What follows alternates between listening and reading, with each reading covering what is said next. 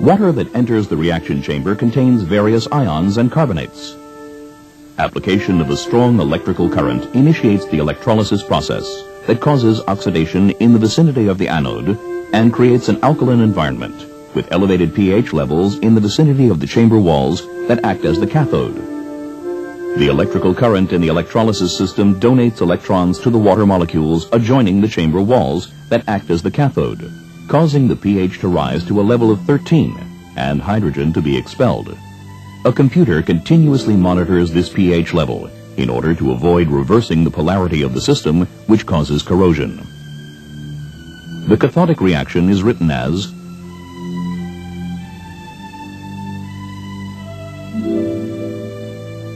the rising accumulation of the various carbonates on the chamber walls causes a rise in the electrical resistance and impedes the electrical current.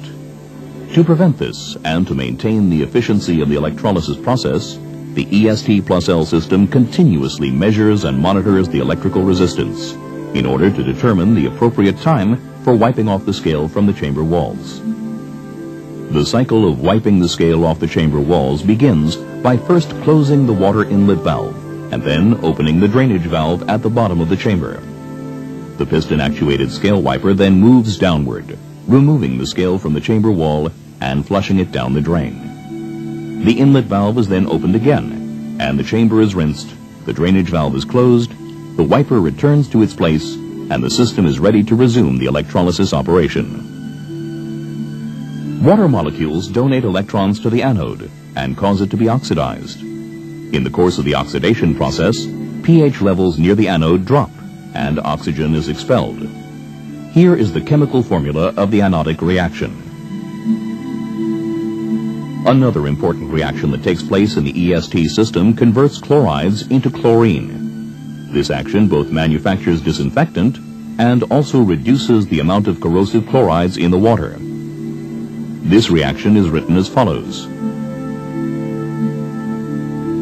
In water systems with high level of silica, such as in cooling towers, it is recommended that the EST system be equipped with the electrolysis plus L system, which prevents crystallization of silica and the scale remaining in the water.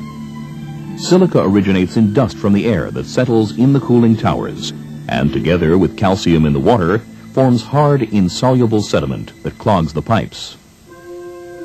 The plus L system employs a special electrode that releases into the water flowing through it highly soluble metal ions with strong positive charges, which prevent crystallization of silica and scale in the water.